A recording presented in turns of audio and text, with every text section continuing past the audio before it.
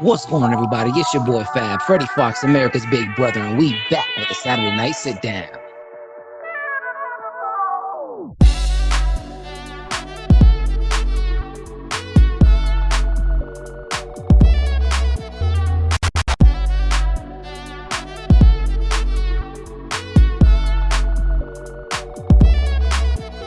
What's going on, everybody? It's your boy Fab, Freddie Fox, America's Big Brother, and we back with a Saturday Night Sit Down. And tonight, I got a very, very special guest. I have fitness and nutrition coach, a hell of a keynote speaker, and now officially the very first ever solo female guest on a Saturday Night Sit Down, Maria Rodriguez.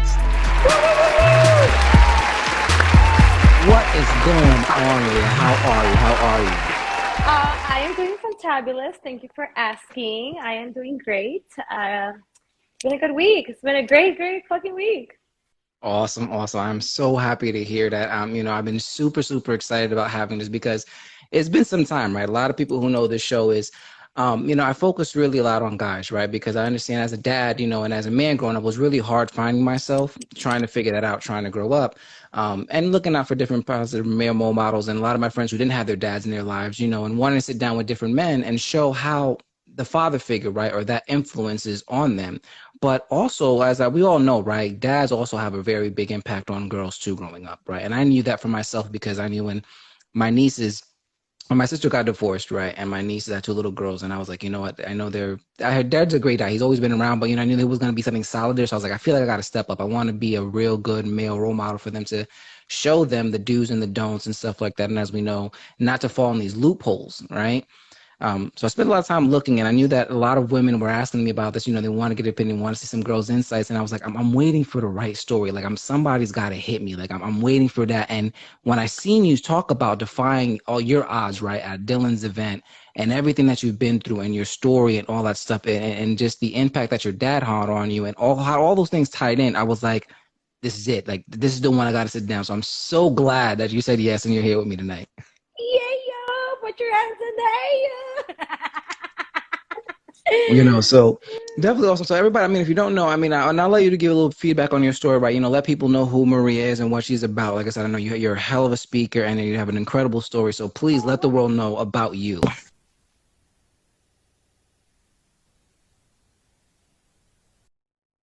Yep, there you go. There you go. All right. Technology, man. I'm telling you. Well, hello, Why everyone. not? How are you doing, Freddie? I'm good. I'm wonderful. I'm wonderful. Nice. Well, I guess I should introduce myself a little bit, right? My name is Maria Yeah. Rodriguez, and I met Freddie through Dylan in Connecticut. I just realized it was like 1,200 miles from here. Yeah. That's Yeah. crazy. Who would have thought? I am a certified fitness and nutrition coach for women, and I am a keynote speaker. I have been in the industry for a very long time. I've officially in business for 3, and it's been a just great overall. I've learned a lot about myself actually this year. It's like a roller coaster. I feel it's like whenever you get like on the roller coaster and you go up and then you go down and then you go up, and I'm learning what are my lows, what are my highs, what are my strengths, and what are my weaknesses. And so I'm just very blessed to be here with you today. I know this is going to touch somebody's heart. Yeah, and I know it is. Like I said, I know a lot of people are going to resonate with your story and everything. And then I want to go back because I know it all started, like you said, from defying your all odds and from just getting here, right? And starting your life in this country, right? And it really touched me because I know, like you said, you're coming here with your dad and he was crossing the Rio Grande and all that stuff. So, and I don't want to get away because I don't want to ruin that story. So please, just, let people know exactly how it was that you got here and what that was with your dad. Um, I shared a little bit about the story, and there's so many other details that tied into what my father's role was. And first of all, I want to thank you for acknowledging that because sometimes it gets overlooked because he passed away and all that stuff. But my father to me was a very big he was a staple in my life. As when he passed away, I realized a lot of things about him. Obviously, I was not that old, but I remember I was his little girl. It just the way that he provided care and love is just something that I've never felt before. And as somebody that didn't grow up with that, I could tell you it's been such a great impact in my life to know that he was trying so hard to be like a role model, and Mhm. just him crossing me in the river, like in the river where so many people drown, just to give me the opportunity to live in the United States of America. Like that to me is like the greatest gift, and I am always so grateful. And I know that if he were to be here, he will be super proud, because he'll be like, look, we just didn't cross the river to almost die for her to not be Right. anyone. Like we crossed it, she did something. And I'm not saying that as Latino immigrants we should, all be entrepreneurs, but we should always be very grateful and know where we come from, and just not take any opportunities for granted. Just that, it's, I mean, I was 5 years old. What can a 5 year old tell you when she was crossed in the river and she almost drowned? I developed thalassophobia because of that. Like I can't be in dark waters because of it. I can't feel comfortable going to the ocean, the river. If I can't see the water clear, I won't go in. But I would rather have that than to not have the opportunity to be in the United States. Wow, and that's a bold statement to say, right? I mean, sometimes people they look at these experiences that happen to them and kind of like almost with regret or wish they didn't happen or anything like that. But everything that happens to us happens for a reason, right? Like when I say Mm-hmm. this constantly, like everything that happens is either a blessing or a lesson, right? We just kind of Amen. decipher which one it is, right? So don't take it as negative. It's so great that you see it that way, right? And I have a soft spot to that because again, for myself, I'm 100% Puerto Rican, right? So growing up here, and I know a lot of my friends from different countries. Even my wife, she's from Venezuela, right? So I understand from from other people and connections that it's not that easy to get here, right? I'm hearing these Mm-mm. stories and stuff like that, and I never take that for granted, Like I used to tease my friends, and they're like, "Oh, like." When people would criticize me, like, "Oh, how'd you get here?" And I'm like, "I got here on JetBlue, man. I don't know what you mean, but like, you know what I'm saying? Like, it was like American Airlines, and that was it. Like, I don't know no difference, but I know that again, there's so many people risking their lives, just to come here to give their family a better opportunity, right? And we really have to acknowledge those unsung heroes, right? And respect them for what they've done. So it's tremendous what your dad did. And like you said, he'd be so proud in seeing what you've become, right? And it's just at the beginning, or there's so much more, right, to Yeah. come with the story of Maria. So well, with my show, like I like to tie it back to things, and like I said, being that you are the very first solo female guest, I need to change my questions a little bit around here and see Yes. that to really get the endpoint. So for number one, what I want to ask you, right, if you look at it for the characteristics of what it takes to be a good person, right, or a good human being, what do you think those are? Lessons from my father. Respect is not given, it's earned. And so, in order for you to, it's the same thing with trust. You can't trust someone unless they give it to you. So, somebody who's trustworthy, somebody who shows respect, deserves mutual respect. Um, he also taught me, like, he taught me to be considerate of others. He taught me to be hardworking, to have strong morals, strong ethics.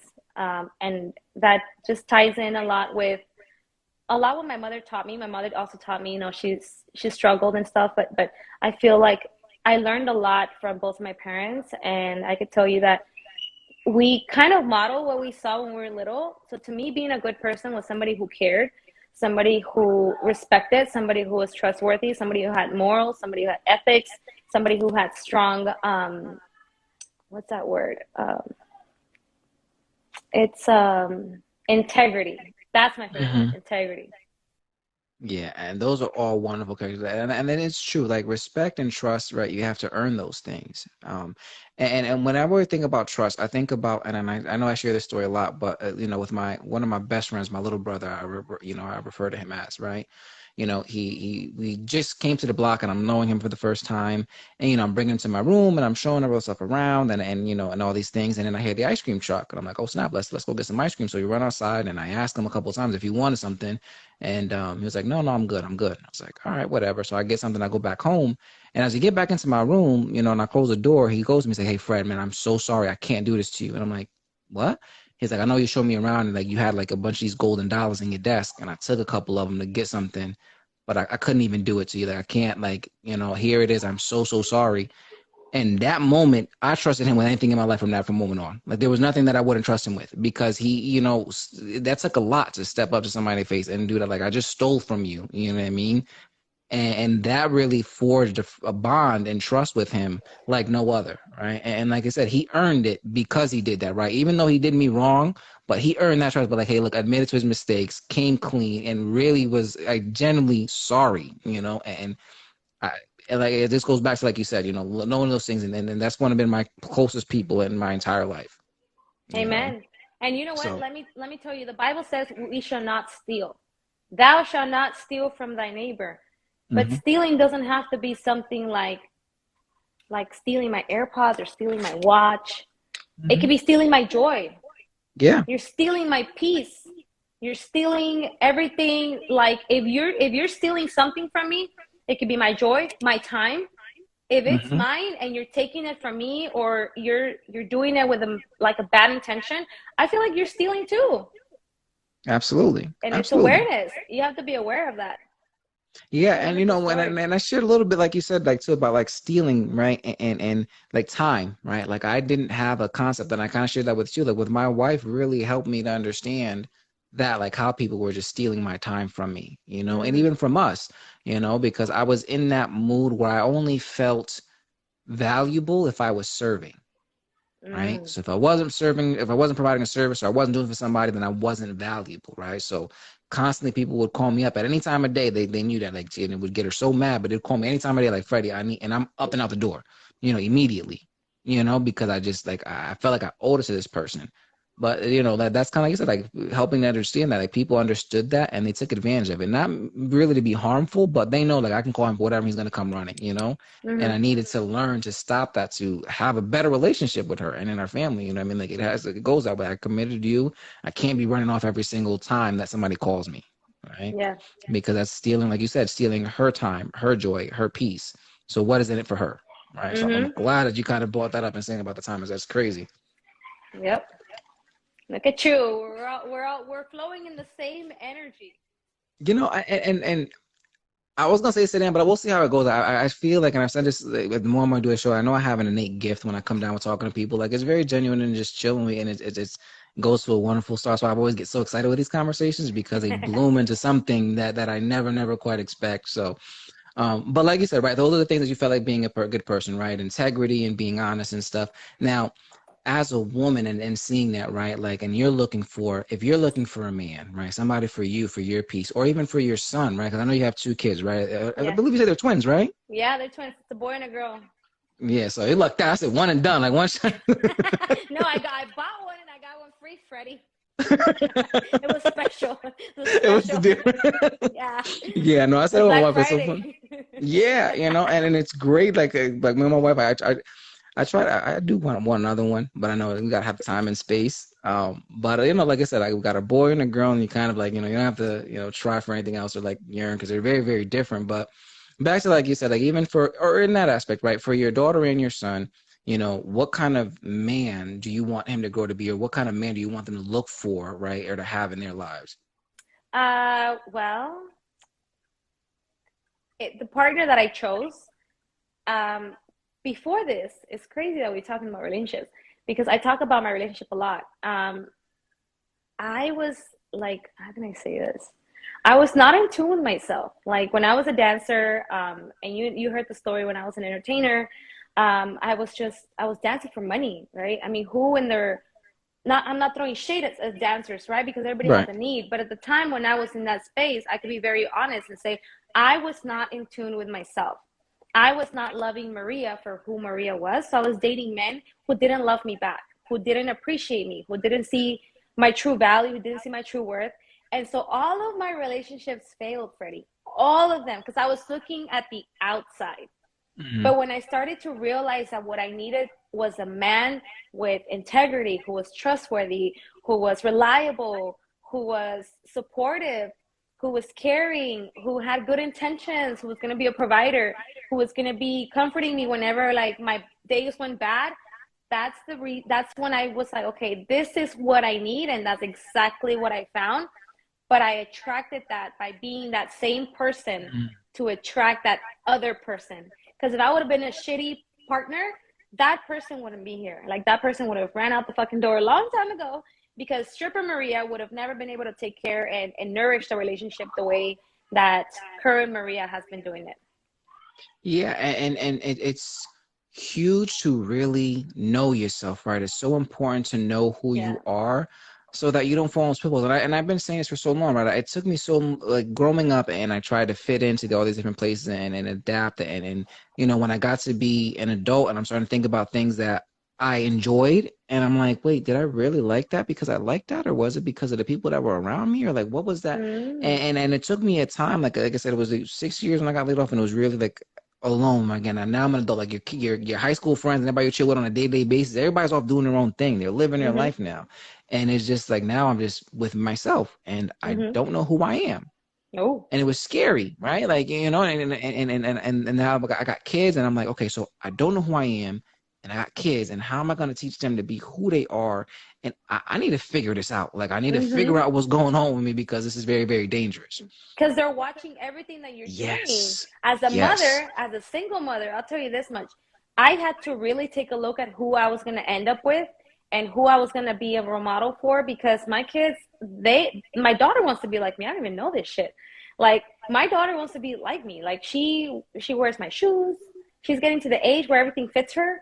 So, like, she's wearing my clothes. She's acting like me. And she's like, I want to do my hair like you. And I'm like, that's weird. Like I've never had a little sister that wanted to be like me. Right, right. So I was like, and then we noticed like, hey, she's doing a lot of things that you're doing because she wants to be like you. And so I was like, we had the conversation. I was like, hey, what do you want to do when you grow up? She's like, well, I want to be pretty like you, and I want to make TikToks and reels. And I was like, that is so cute. Like you don't see who's watching you, especially your kids. You don't think that your kids look up to you, but they really do. And so it makes you think like is this the kind of person do I want them to look at whenever I'm dating someone? Like I want them to look at me happy and I want them to see that relationships are not supposed to be toxic. Relationships are supposed to be nourishing, they're supposed to be supportive, they're supposed to be two people working together to make this a nice household where there's not going to be like and I'm talking to the person or that woman or that man who's in a relationship and they're just talking shit to each other in front of your kids. You need to stop that nonsense. You need to stop that nonsense because those kids are going to be scarred for life. They're going to follow your steps. They always do. And this Yes. this history is going to keep repeating itself. It's going to be a curse unless you break that pattern right now and you quit your nonsense.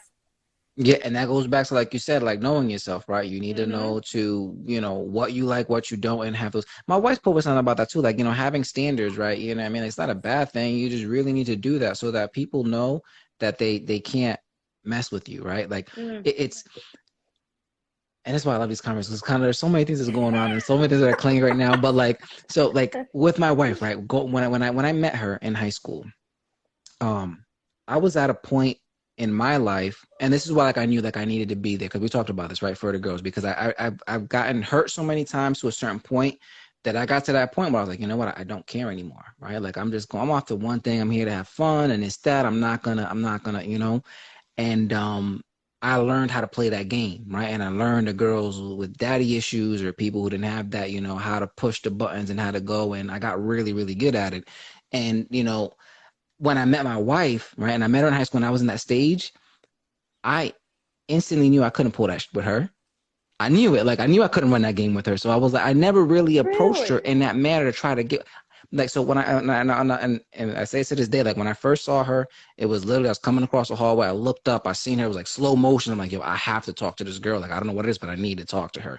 And lucky for me, like my best friend was already talking to her, but I knew like not in that manner, right? Like they were just having a conversation. So I was like, this is an easy way in for me, So I got in and I was talking to her, and every day for math class, I was making sure I was on time. I was wait like every single day, but I never asked for her number. I never asked for her date. I never did any of those things because I think even subconsciously, like I knew that what like my game right now wasn't gonna work, right? How So did you know that? I, I don't know what it is. Like it was just her presence. There was something about her aura, like her presence, that I knew. Like she was so sure about herself. Like I knew it. Like when somebody's confident, you just know, right? Like you can see it, and that's what it radiated off of her. And I guess that's what it was. Like I knew, like this is not one of those little sad puppy dog, you know what I mean? That you can kind of like coddle and be like, oh, and say sweet things and kind of like, no, it's not. So I You can't sweet really talk her. right. So I didn't know how to really approach it. So that's why I was like, let me just talk to her and just be, you know what I mean? But I never made a move. And I continued to go on to have these things. And frankly, with my mom, and I love my mom because I have a very open relationship with my mom. Like I can tell my mom anything and everything, like my mom, like whatever, right? So Yeah. I remember one time, and this is where it kind of started dawning on me, like my behavior and where I needed to change and grow up, right? So I was talking to my boys about, like senior prom and what we're going to do afterwards and all, that kind of talk, right? Yeah. And my mom smacked the shit out of me.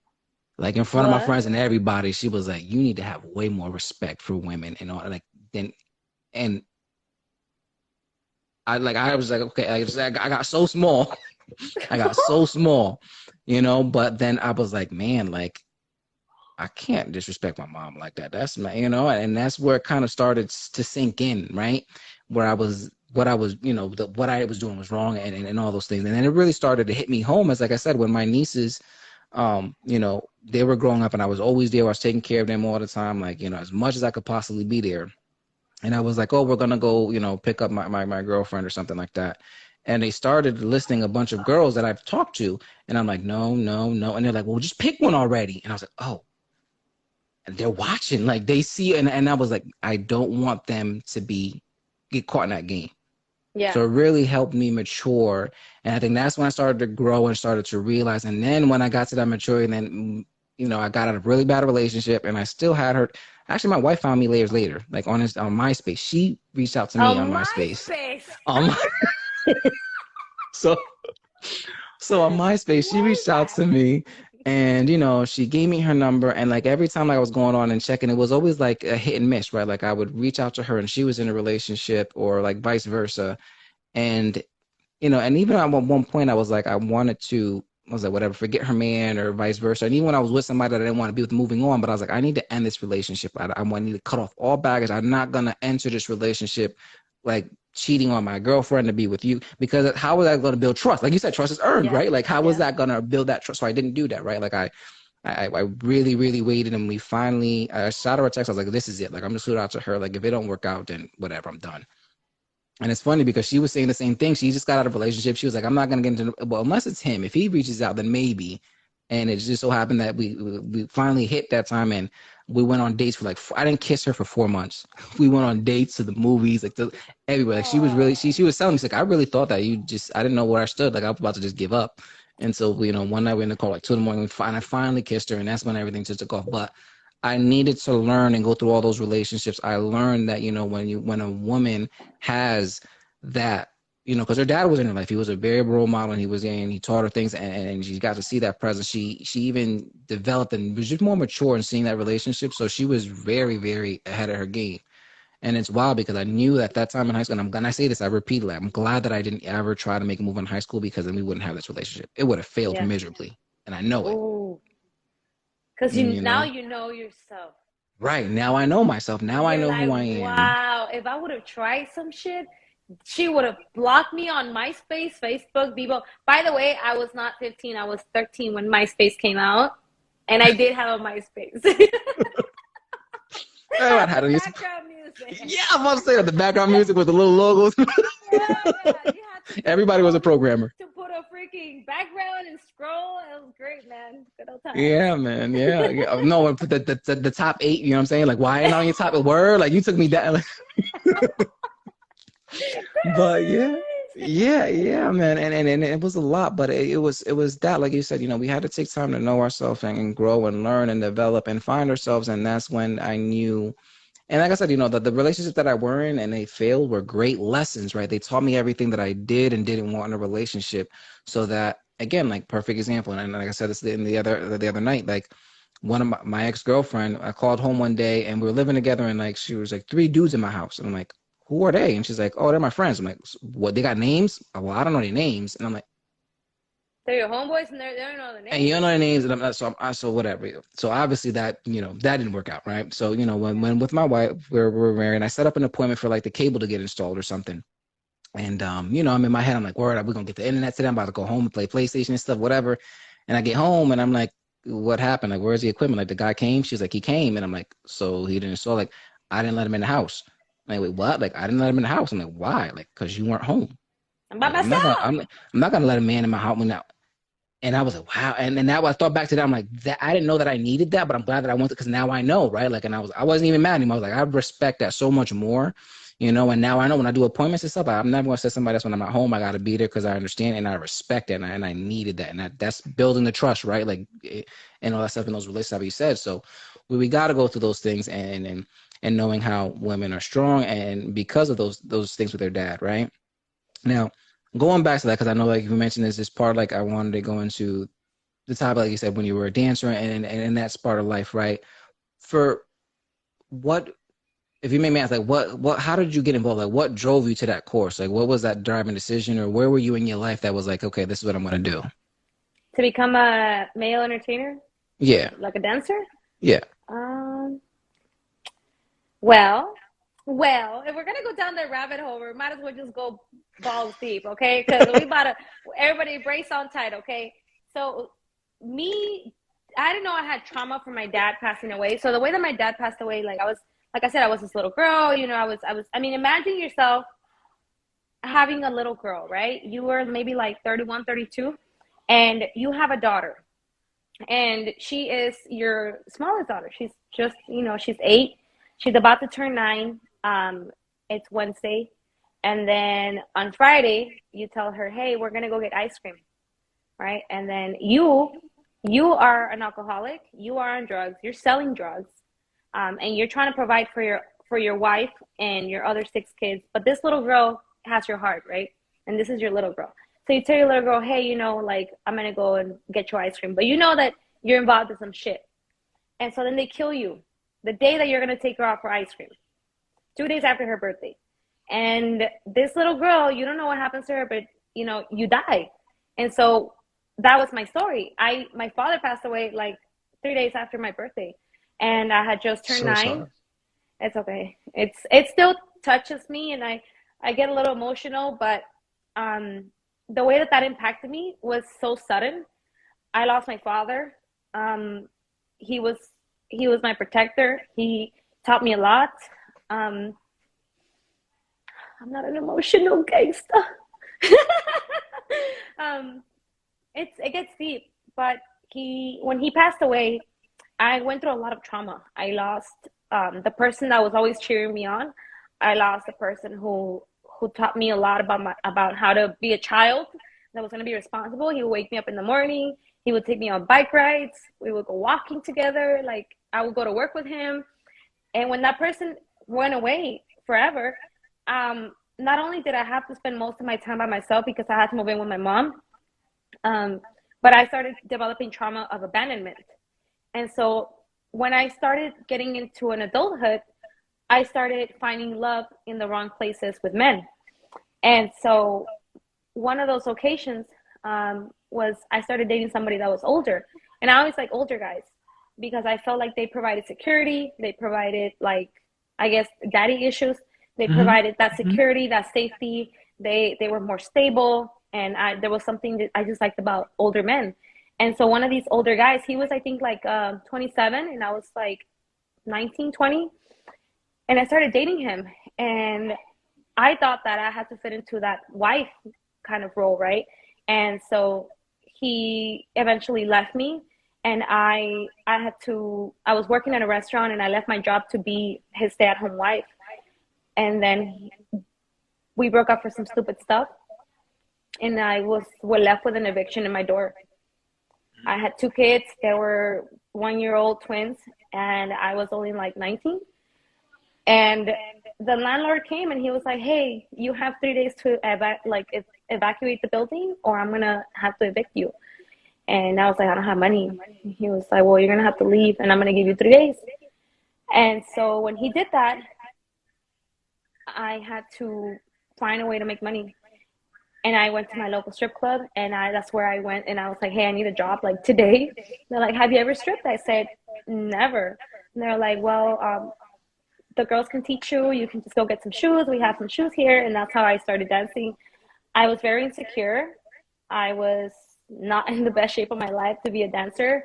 A lot of people, they look at me and they're like, "Wow, you look, so amazing. I bet you made a lot of money." But I'm like, going through that journey of being a dancer was like super tough, Freddie. I would not not like wish that upon anyone, because the fact that you have to not degrade yourself, but you know you're degrading yourself when you have to dance for money for Mhm. men. And it's like a lot of these times I had to get drunk to deal with that, because I was like, it would just fuck with me so bad on another level that it felt like a nightmare. Like I have PTSD just thinking about going back to dancing. Like if I like I would much rather go and work for corporate somewhere than to go and be a stripper. Like I would never do that again to myself.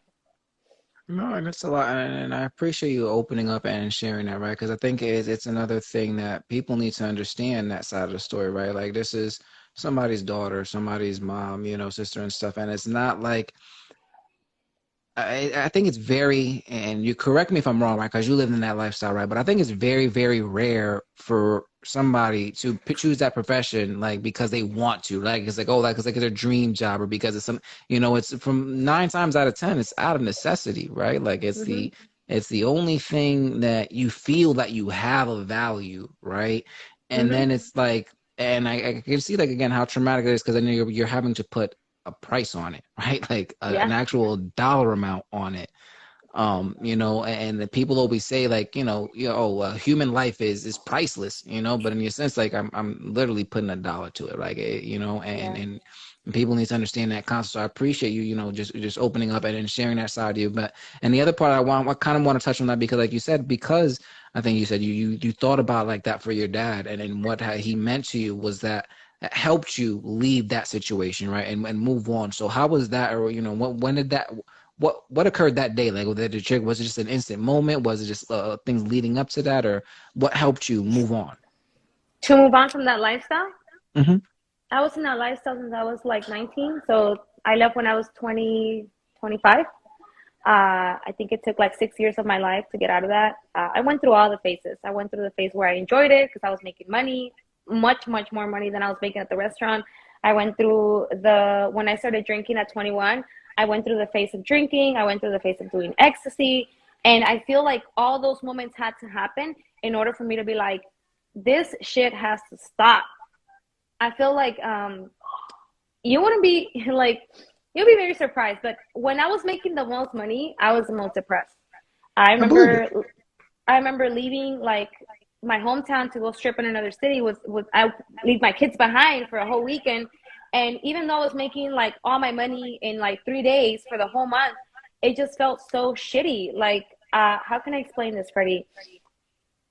Those moments that led me to for me to grow up and let go of that lifestyle. A lot of times they say she don't want to be saved, don't save her. You cannot save a stripper if she doesn't want to be saved. You cannot take her out of the streets if she doesn't want to go out of the streets. Like this woman has to get herself out of those streets and find a way to get out, because when you take her out, guess what, she's going to end up right back in because she still wants to go back. I mean, you need to go through those struggles. You need to see the nasty in that industry so you can be like, damn, this shit has to stop for real. I mean, there was so many times where life smacked me to like smack out of it, but I couldn't snap out of it because I was still so addicted to that lifestyle, the fast money and the traveling to here and there, and it's just money comes, money goes kind of thing. Right, right. Um, so I think that the moment that I had to shift my perspective was when I was sick of my own shit, Freddie. I was tired of being drunk, and I was over it. I was like, I don't want to be drunk anymore. Like all day I'm drunk. And if I'm not drunk, I'm hungover. And I'm not hungover, I'm drunk. And so in order for me to be in a good mood, I had to be drinking. And so I think that it was like a wake up call. Like I was just not happy. Yeah, no, and you know what? I think everybody says that, right? Like, oh, why am I going through this negativity? Why I'm going through this bad thing, right? I think if people want to believe in the God or in the higher power, the universe, whatever you want to believe in or whatever you want to call it, right? you know, it's gonna keep giving you pain, right? Like that's the lesson you need to learn. You're gonna keep experiencing pain and more intense pain until you adapt and move out of that situation, right? Like life will continue to make you extremely uncomfortable, and you change it. One of my favorite analogies, right, is the lobster analogy, right? Like you look at a lobster, and as it's starting to grow, its exoskeleton gets really tight, right? So it can't do anything. It's only when it gets so tight that it goes off into like a little hole, sheds its outer skin, become extremely vulnerable, right? Because it doesn't have its exoskeleton skin while it grows another one. But it has to get under extreme pressure, extreme uncomfortable in order to change. And that's the same thing for us. Sometimes we have to go to these really, really lows to be like, yo, I do not want to feel this anymore. I do not want to. Now I need to do something different and force you. And until you don't make that move, until you don't wake up in a sense, you're gonna continue to feel that pain. You're gonna continue to stay in the same Yeah. spot. You Yeah. I know? mean, there was times I woke up with anxiety. Like I didn't even wake up from anxiety. I was just drinking all night, and I would just like me like how can I can't put it in words, Freddie. It's like it's traumatizing.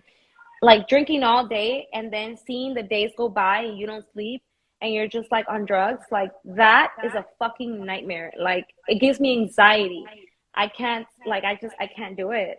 I don't know how to put it. Like I had to really go through that uncomfortable pain for me to be like I am freaking tired. Like I'm willing to do anything at this point to get out of this rat race. Like it really needs to get to that point. Like you said, it needs to get to extreme pressure because we'll get to uncomfortable and then we'll get comfortable being uncomfortable. Right. And then we'll just go back into our old ways and we'll be like, oh, this is not that uncomfortable. And then it's like being hungover and being drunk every day is not uncomfortable. So let's try being on drugs now. And it's like you get comfortable with being uncomfortable with that. And Mm-hmm. so it has to be extreme. I guess everybody has their own tolerance. It doesn't Right. have to get like that for everyone, but I feel like everybody has to go through that, like you said, uncomfortable pressure to finally just break free. Yeah, I there's this quote, and I just know it's going around. I forgot her name, and it's this black actress. And she was saying that, when you sit and shit for so long, it stops the smell. Yes. And I was like, oh wow, like you know what I mean? Like that, like you just saying, you're getting just so uncomfortable with it. And as I said, that's why I said like life will give you a harder challenge. Like, oh, you're comfortable now. Let me see how much more uncomfortable I can make you. What is your breaking point? I'm gonna test you Mm-hmm. until you break and move on and do that, right? And it's just like a lot because I want to kind of go back to it. I know you're saying that, like you said, dating an older man, like when your dad passed away so young, and living the lifestyle on people that don't want to be saved. My cousin, I got a cousin, care about her so much, right? My little cousin, and her dad, my uncle, who I love also dearly, he's been in and out of jail a lot, right? And it's to the point like we kind of just, say it got to the point where like when he's out, we're like, oh, he out on vacation, right? But you know what I mean? Like it's just a little vacation, like it ain't permanent, and right back in again. And I know that affected her, but like I seen the daddy issues in her too, and her always seeking older men and like and again, like not to throw nothing at her because I understand where it comes from, but the guy that she's with now is actually even older than her dad. You know what I mean? He's older than her dad. You know what I mean? Like and I understand where it's coming, and the reason why it pains me is because I see her value. I know what she's worth. I know what she's capable of, but she don't see it, and it Right. frustrates me. And I got to the point where I had to tell her, I said, listen, I can't do this no more. Like, I'm not going to hit your complaints and all this stuff. Like, I've given you advice, tips, help, gone out of my way, and you continue to do the same thing. You don't want to be saved. So Don't do save not us. call me no more. Don't call me no more. Don't ask for help. I don't want to hear it. You need to get yourself out of the situation because I'm done. Yeah. That's what you You got to know? do. Sometimes the best thing you can do for someone is nothing. Let them Yes. drown. Let them figure out how to swim. And it pains me, but it's just it was stealing my peace, right? Like you were saying It's before, stealing from stealing my you. energy and my joy, and I can't have that no more, right? And, No, and, of I, and course I not. couldn't do it, and I care about it so much. But like I said, that's why I bring it down. So, and I'm so glad that you're here and talking about because, again, like, dads, and this is why I wanted to sit there because as a man, if you're gonna be a dad, if you're gonna sit down and lay with a woman, know that there's a possibility of a child coming out.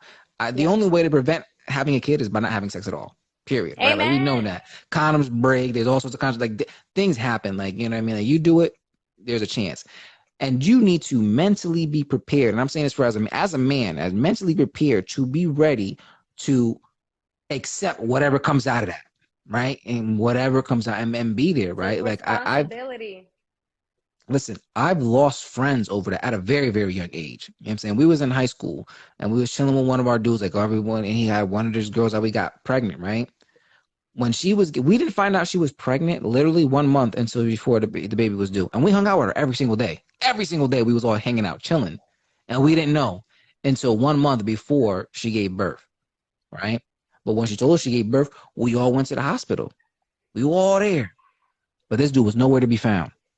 Nowhere to be found. And we're Shut all looking up. at each other like, yo, bro, like where you at? Like, nope. So we're like, we going to manhunt. Like, your kid's being born. Like, like what are you doing? You got a son coming into this world. He at the YMCA playing basketball.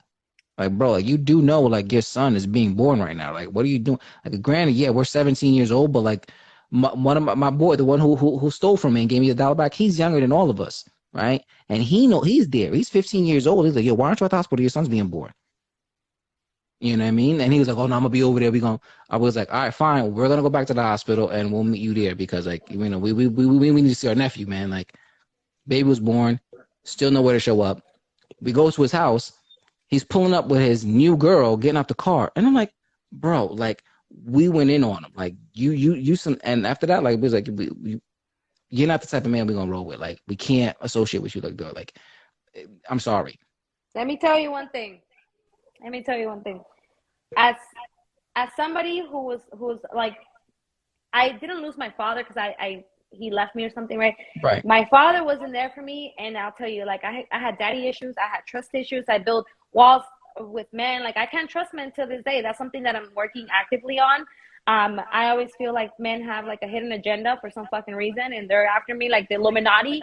Like, I have my guard with men, and it's something that I'm trying to work towards because not only like did I build those walls because I lost the father figure that I had, right? For one, when you have a father around you, men are less likely to fuck with you because they're like, no, her dad's gonna either beat my ass or he's gonna be there like talking to me when I pick her up. Okay, and if she doesn't have a father, I saw that a lot of my friends that had dads, they're more likely to get married than women that don't have dads because we have either daddy issues, we have trust issues, we date older men, we date men that we're not even supposed to be dating, and we're out doing stuff that we're not even supposed to be doing at a certain age because we don't have that person in our household or in our lives to tell us, hey, don't be doing this shit like this. And when a mom gives you advice, I think it's very different than when a dad gives you advice. Because when your dad gives you advice, I mean, my dad I was never there for him to give me advice like that or dating advice. But I can tell you, like, I had some men in my life that were kind of like father figures. And when they told me something, I was like, all right, listen, like, it made me so uncomfortable. I'll tell you one thing. It was so hard for me to listen to any of my boyfriends or be submissive. Not submissive, but yeah, submissive. I had to be the dominant one. I had to be the one to always take the lead, take the role, because I was like, I'm the one with the balls, I'm the one with the pants, right? Right. And I didn't have a space to be vulnerable or to be submissive because I always saw my mom as the role model, so my mom was the one with the pants. So Mhm. I thought all women had to have the pants, including me. So when I started seeing it from a different perspective, like, hey, you know what, I need to, in order for me to be a good wife, I need to learn how to be submissive, and I need to learn how to shut the hell up. Because sometimes we could just talk and think we're right, and sometimes it was crazy because the last person I dated, I was like, you know what, you're right. I was like, what the fuck? Like, and this at the time when I was learning more about myself. When I told him, you know what, you're right, I'm wrong, I'm sorry, he just freaked out. He was like, what the hell was going on? Like, I thought you were just, and I think that he was so used to other women. And I think that that's the other spectrum of it. Like, he had mommy issues. So he Mhm. expected me to be like, no, I am right, And so I think that as somebody who didn't grow up with a dad, like, I had a lot of trauma that I didn't even know about. So when I had to unpack all that mess, I was like, holy shit, this is deeper than I thought. Yeah. Like, me even being like and it goes way deeper than that, Freddie. It goes like, oh, it's Father's Day. I'm the mother and the father in the role. Happy Father's Day to me. Like, bitch, shut up. Like, you are not a man. You can't do what men do. Like, men can do certain things the way they can. And when you start looking at yourself as a woman and start taking that space as a woman and be feminine, even if it's like opening your own door, like, hey, babe, can you get my door? Hey, babe, can you get the groceries? Mhm. Like, things like that. Like, I feel like you let yourself be feminine and you give yourself more space to be more vulnerable rather than taking the lead all the fucking time because men want to feel like they're needed. Men want Yes. to feel like they can be part of this life or with you, even though, and we had this the conversation with Can I Get Some Podcasts. They were saying, his conversation was independent versus self-sufficient. What is the difference, right? When you are an independent bitch saying that doesn't need a man and I'm so fucking bossy, da da da da da, and I wrote my own shit, you tend to get in your own way and you tend to sabotage your own success in your relationships because you're like, I don't need a man. I can do this on Hmm. my own. I don't fucking need you. And then you get rid of men like they're disposable. And sometimes you get rid of good men without even knowing it because you don't even allow them to speak because you're the one that always wants to be in control. You always want to talk your ass off without letting the man say, hey, you know what? Like, she doesn't even want me here. Like, what's my purpose here? Like, I'm not even needed. Absolutely. Let me ask you this, right? And with your ex that you said who had the mommy issues, was his dad present? Do you know? Not really. Not really. A- And here's why. Okay, then I'm loving. I gotta go to my psychology thing, but here's what I'm seeing, right? Yeah. And same thing like with single moms, right? If you're a single mother and you're raising either a young man or a young woman, you give off this persona, right? Like you have to, out of necessity, be the breadwinner, right? Mm-hmm. Be independent, be strong, be careful who you let into your child's life, be protective. So you're always in command, right? Mm. So for women, right, as yourself, right, when you see that, you develop that same persona, right? Like, because I see my mom doing this. This is what a woman looks like. I need to do this, right? I need to take on this role and do all these extra things, right? From a guy standpoint too, like then it just becomes almost okay, like I don't have to do all these things because she's a woman. She could do these things, you know, she could wear the pants and you know what I mean? Like, and you lose that sense of, you know, nurturing, right? Or like trying to comfort them or be there, right? Like, you know, and it's a very I was talking about this earlier this week. It's a delicate balance, right, of what's going on. And I think I shared this story with you too. I love my wife, right? Because she's very strong, very, very independent, knows what she likes to do, right? And but I also like again, it was something so simple. Like the other day, we had the washing machine that went down, right? And I'm, you know, trying to talk to her like, hey, this, that, or whatever. And she says, hey, you know what? You know the technology and stuff, and but like you know, I know you're gonna make the right choice. And I was like, yeah, I was like, all right, yeah, I'm neat. I got a mission now. You know what I'm saying? Like I'm about to, so I went, I got the, and like, look, this one You're got like, Bluetooth and it's enabled and we could test it and this, that, whatever. You know what I mean? I'm giving all the perks and all this stuff. And I'm like, so, and I've been doing laundry every day. Like every single doing laundry, you know what I mean?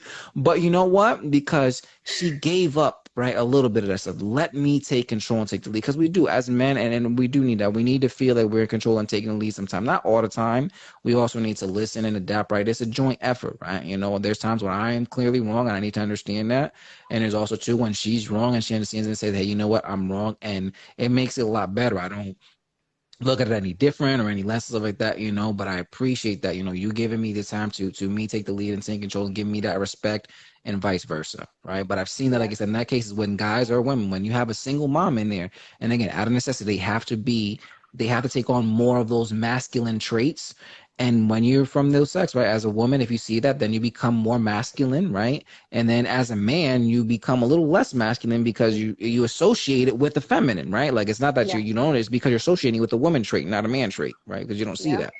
So and that's why you gotta be careful who you choose and who you bring into your life and all those things. So I think it's very very cautious and doing those now with you and say bringing about people into your lives and where you are and everything that you've been through now, the whole dating process and with your kids, you know, how does that work? I mean, do you feel the need to well, the number one question is right. How soon do you feel is right to introduce them to your kids or bring up to your kids and into the relationship?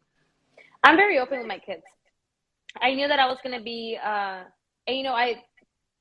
and I'm gonna be very honest. Like, I can't lie to you guys. I fucked up the relationship with the father of my kids because I was not mentally prepared. I was not a good woman. I was not a good partner.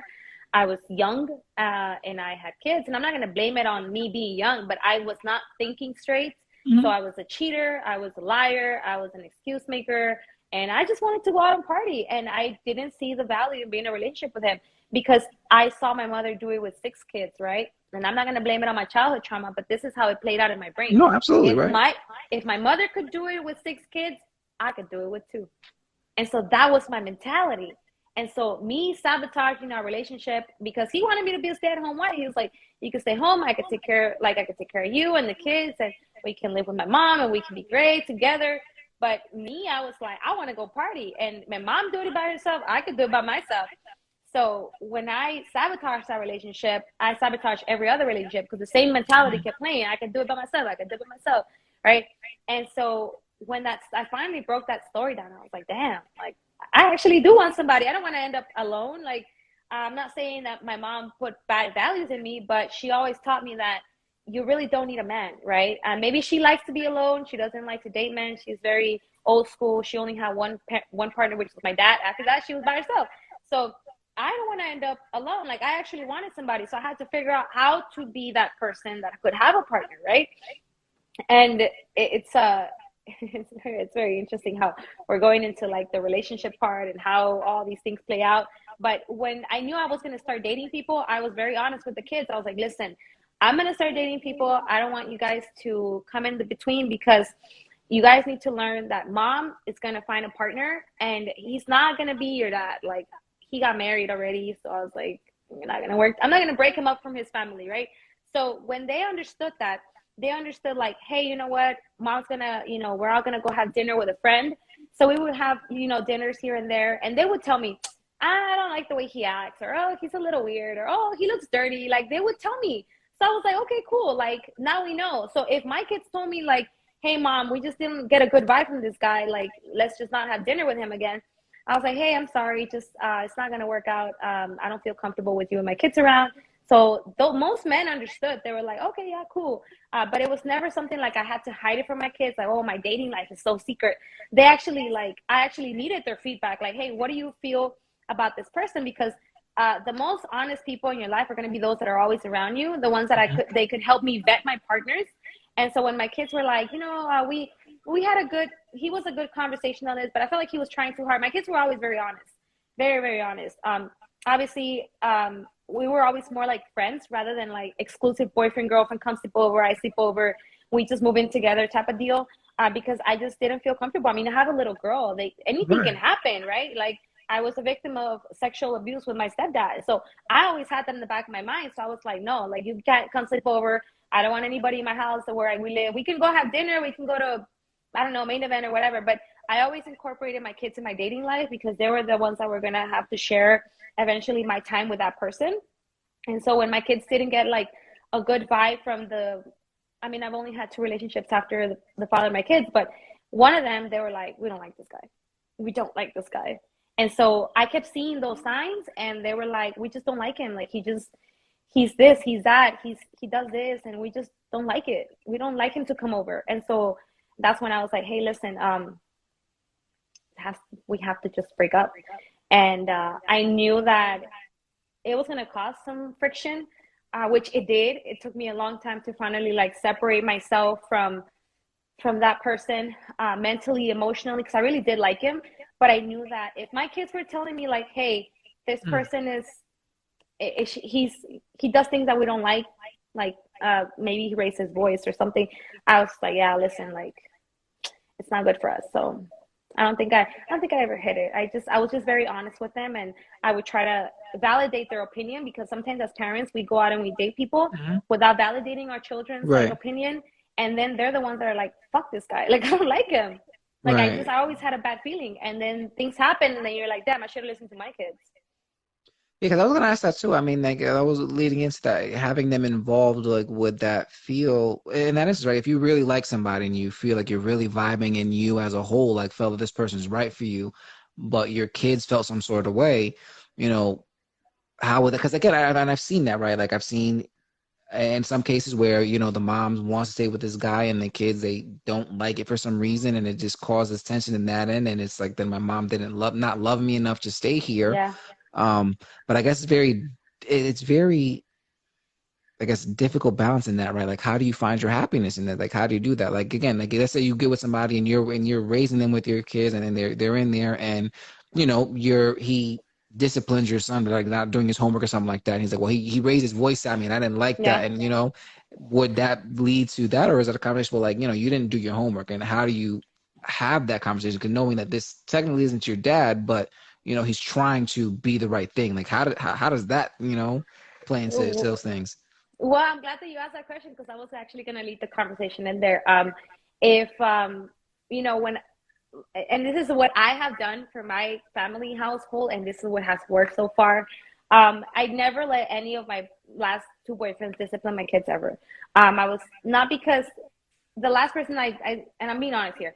I've only dated like three people after the father of my kids, and I would say like dated, but past like 3 months. But it wasn't like where we lived together. Only one of them did, and when he tried to discipline my kids, I was like, listen, these are the rules before we even move in together. You don't spank my kids. Nobody disciplines the kids physically except for me. And that is because I have to take the discipline in this, right? Unless we're married and you put a ring on my finger and we live under your household, then you can take the role and say, hey, listen, I'm going to take the father figure. We need to have a sit down and we need to talk about these things, right? And kids are old enough to understand this. Hmm. Also, if the father of the kids is still alive and well, I would never like prohibit them from being in his life. So I would always push like the summer vacations and the holidays and try to co-parent as best as we can just to make sure that the kids have like both parents. And I was like, hey, if you ever need any man advice, go ask your father. He's a phone call away. And so we made that very, very clear. But if the father of the child is not present, it's a good conversation for you to have with your girlfriend. Say, hey, listen, now that we're moving into serious things and I'm starting to sleep over and I'm staying more, what are the parameters, right? And so I think that the the biggest conversation you can have is, hey, who is going to discipline the kids? What am I allowed to say? Listen, so and so did this. How should we fix it? And I feel like as a team, not like, Mm, hey, your mom's not here. Hey, you little shit, and you start cussing the child out because then the child's not gonna like you, and it's not you winning the child over or being a two-face whenever the mom's not there, because you want the mom to trust you to leave you alone with the kids, absolutely. right? Absolutely. So the conversation should be had like, hey, who's gonna discipline the kids? How do you discipline your kids? Do you feel comfortable if I tell them something? And another thing is like, how do you express yourself about my child? If I see that the person's like, oh, these fucking kids are so fucking dirty, like you automatically out the fucking door. You're not gonna disrespect my child or me in my house. You're gonna talk to my child like if it was your child, because when we have a child, I don't want you to. I want to see what your parenting skills are with my children, that they're not yours. And if everything goes well, we'll have a child together. But that I feel like you wouldn't want someone to like talk down like that to your child. So I Right. think like the last two partners, I was like, hey, listen, this is how it's gonna play out. You don't touch my children. I never left them unsupervised because I always like that thing in the back of my mind. It was not like I was very like paranoid about that, but I feel like now that I have gained trust with this person, we always talk about the okay, they did this. This is going to be the solution, and I always say this: you cannot bring a problem without a solution. If you Hmm. complain about the kids from being dirty, what's the fucking solution?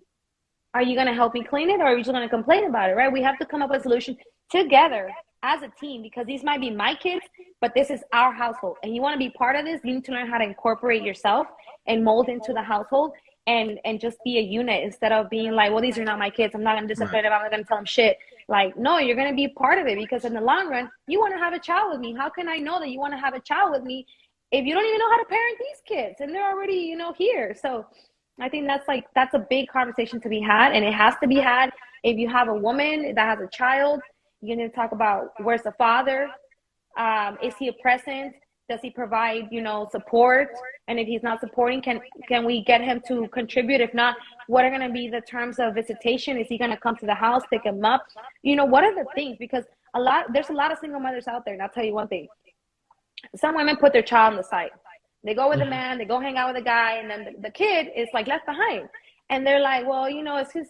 I don't want to like bring my son around a lot of men. But it's like, but then again, you're not there with your son. You're out with the man, and the child is just there. So when you are a single mom looking for a partner, you need to bring that child with you. You want to take me bowling?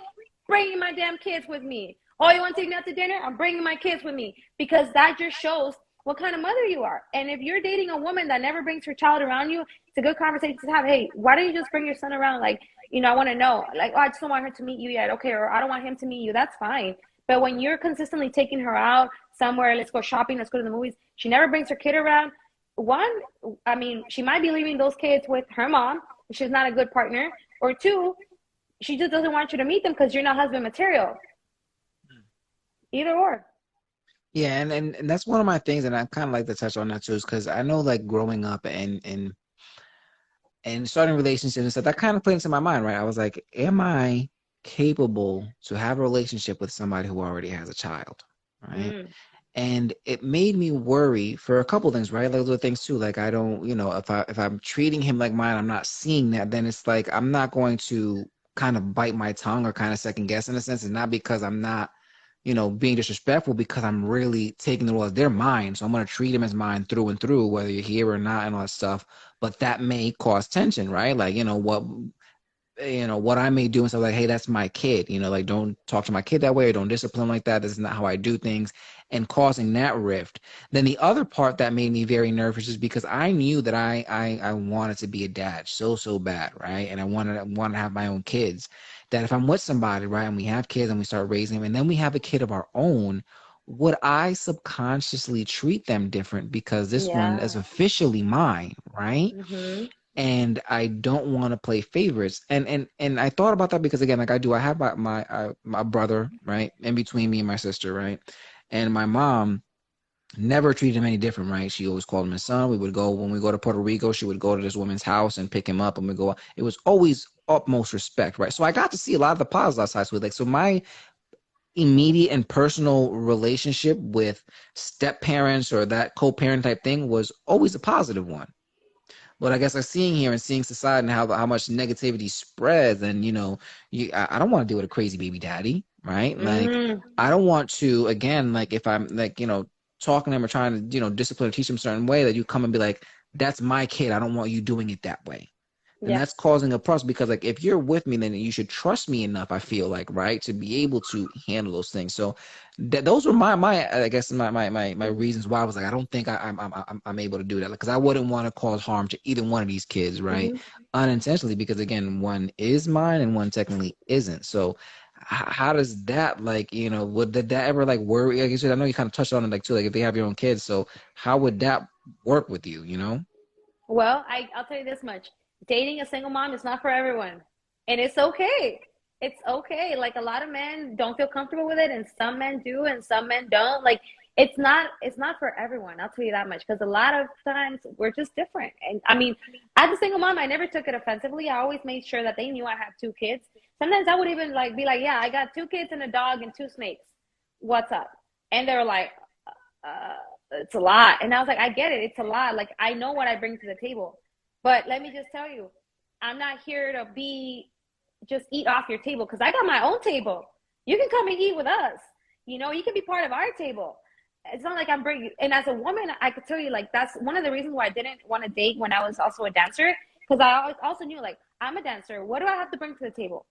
I don't got a house. I don't got like a stable job. I don't have like nothing but this. So I want to make sure that when I come into a relationship, I want it to work out because I already know what it has done for me in the past when I don't have anything and they just see me as a dancer. They think that I want to live off for them, right? So I'll tell you this much: it's not for everyone, and it's okay. Like as a mom, you just have to understand it's not for everyone, and you're gonna be okay. There's gonna be men out there that love women with kids because they see that you're responsible. They know that you're stable. They know that you are either a good parent, that you can keep a child alive and well fed.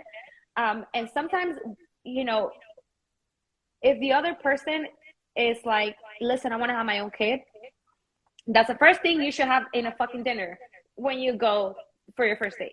Because it's going to set the parameters. Listen, I want kids. You don't want kids. Why are we here?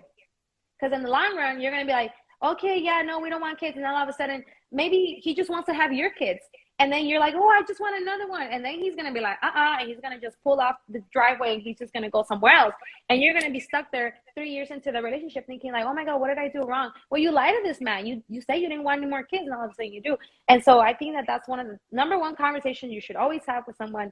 Like there's a lot of questions you should have as a single mom. You should have a lot of questions written down on this first date. Not to say that you're going to just sit here and waste time, right? Because you also want to know that you are asking the right questions to the right people. And if they don't want to have like another child, that's cool. But if they do want to have another child, like it's a good conversation to be had in the first date.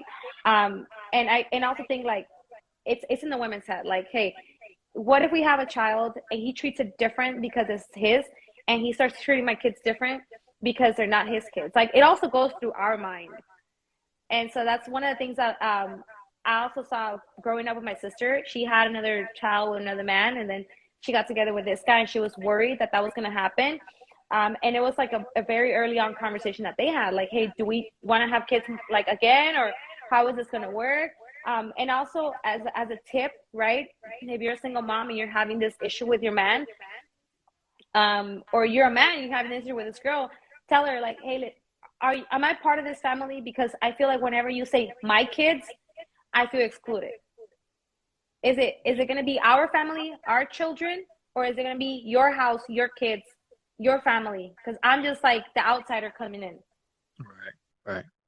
And that's big. And I think like what as you were explaining it earlier, which is huge, is what you got to do with even if you have kids together, like even with my wife and I, right? Like when we have this with our kids, how are we going to handle this? How are we going to discipline her? What are we going to do? Like I'm not comfortable with this. Like what are you doing? You know what I mean? Like, and then we go out and execute the plan.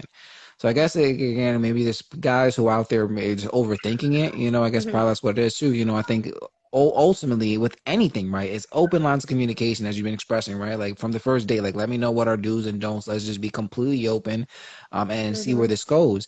And like I said, with my mom, like she always so open. And one thing that the Yeah. biggest quote that she'd always say that stuck with me is that she always says is that I would rather people hate me for who I am than love me for who I'm not. Yeah. You know what I Facts. mean?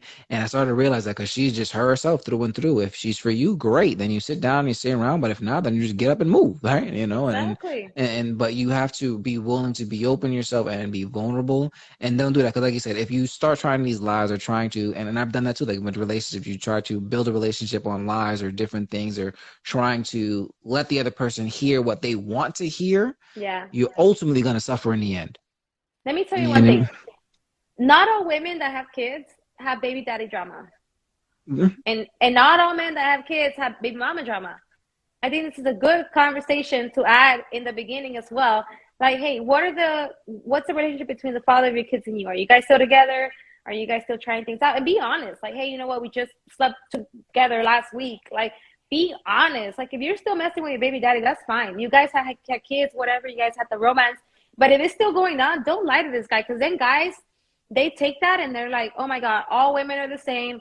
All Mhm. mamas with kids have the same issue. They're all riled up in their baby daddy. And it's like sometimes the guys like move past you and but they go into this mentality because somebody else lied to them.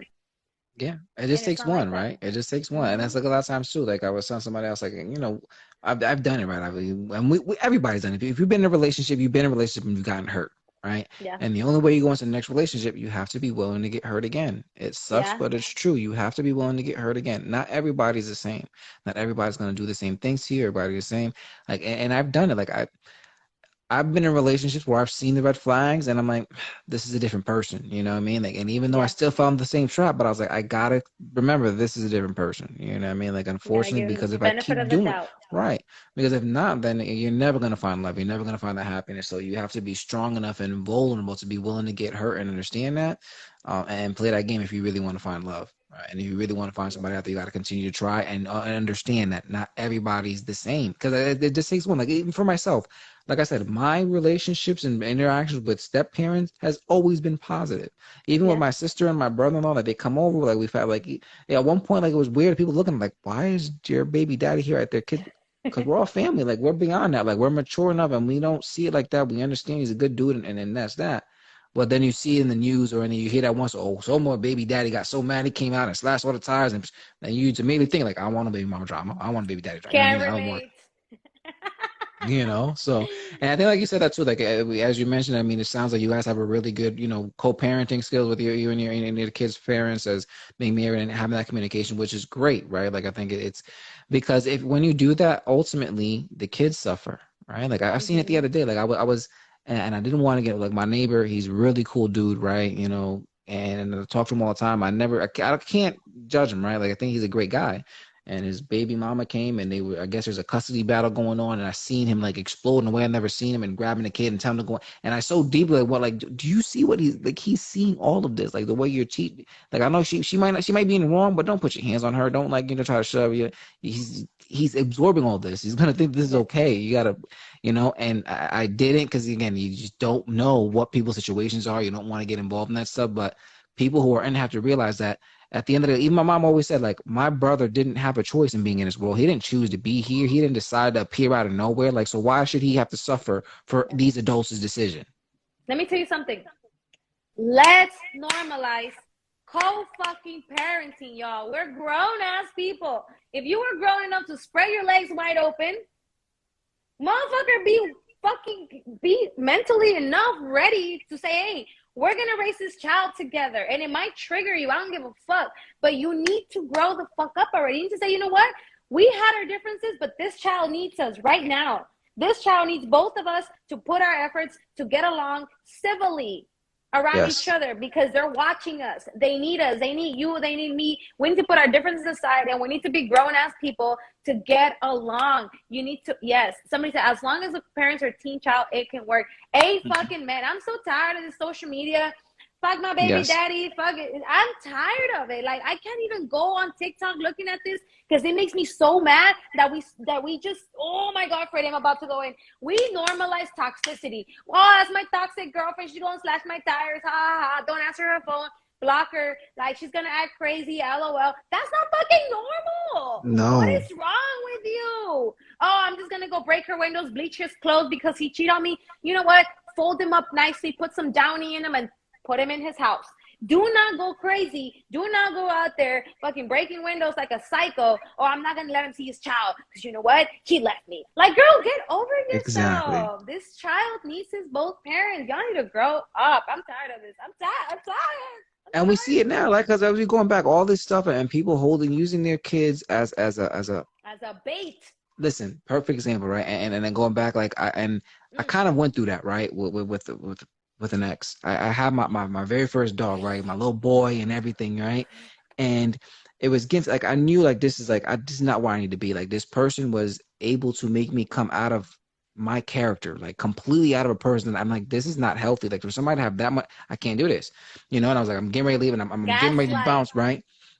And she grabs my puppy and was like, "You not leaving with?" I'm like, "Give me my dog." He's like, "No, no, he's not leaving this house." I'm like, "Listen, if you don't give me my dog, we're gonna like Now give we'll go me, like it's gonna get, you know."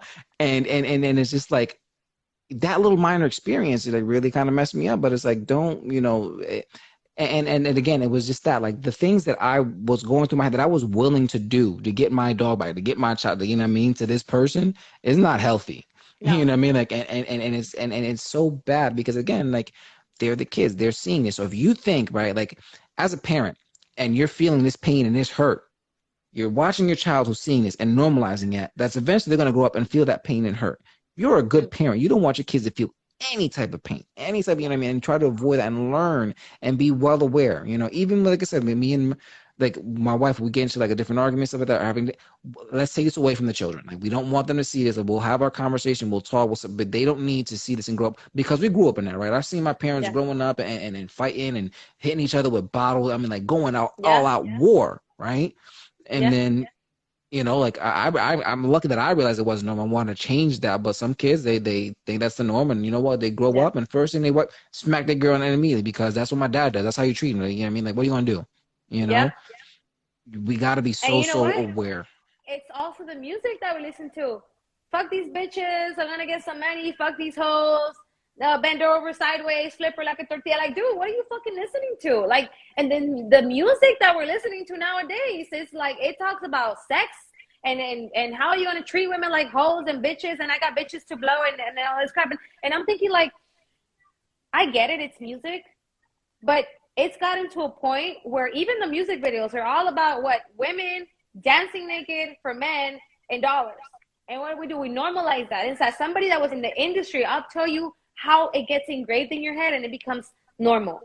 Look, Like, oh my God, oh my God, I don't even want to go deep in this, Freddie, because I get so mad when people like they just damn like they oh man like they do shit around their kids and they hope that their kid turns out to be a civil person, but then when their child starts going AWOL on them at the age of 10, 11, 12, starts beating them up, it was like, why are you beating me up? Well, because my father did it to you, so why can't I fucking do it to you? And they're like, I should have never let him treat me like that around you. Well, no shit, Sherlock. You should have put some damn boundaries and you should have walked away from that relationship the minute that person decided to threaten you by taking away your child. Hmm. And you have to know that like that's just you can't let anybody have that power. That's one of the things that I teach with my daughter and like my son and stuff. Well, even that because she kind of understands. I teach her, listen, I want you to be in control of your own feelings.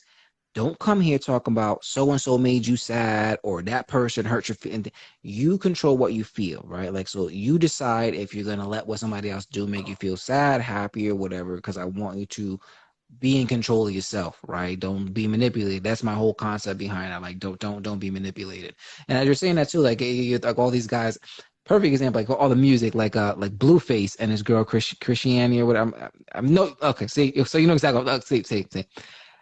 And he's thinking, and I'm looking at, he's talking about all this stuff, right? These dudes talking about all this, like all these things about dancing and styles and what they talk about the ideal woman is, and then they get mad because the girl can't cook. Like she can't make you a bowl of cereal, and you mad, but like that's all you're advertising about, right? That's what it's all about, right? Guns, and this is what you want women to be like for you.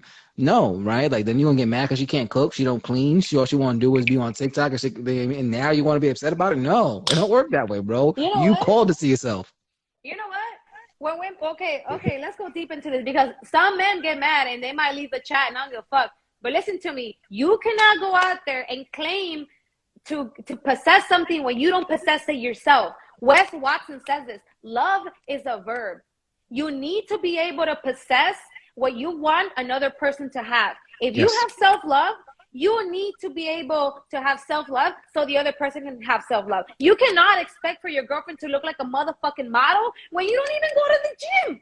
You cannot expect your girlfriend to be on her fucking A1, top 10, achieving goal, entrepreneur life, when you are a bum ass person that lays in the damn couch all day scrolling through Facebook, hoping that a miracle happens. It doesn't work like that. It needs to be reciprocity. You need to have the same thing that you want the other person to have. You need to be able to hone that in yourself to expect it from someone else. It's so ironic how people want, oh, they want a housewife, they want somebody that cooks and cleans and has their shit together, but they themselves don't even have a house to put that housewife in. Make it make sense, Freddie. Make it make yes. sense.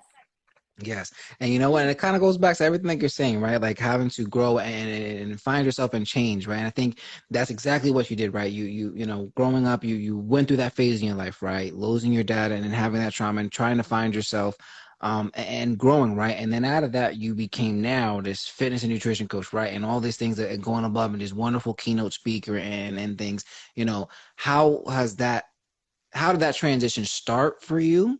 You know, and how do you hope that how do you want to help other people find that? Like how are they going to be able to find that? How did I went from being an entertainer, alcoholic, drug addict to being a keynote speaker, certified fitness and nutrition coach? Well, Absolutely.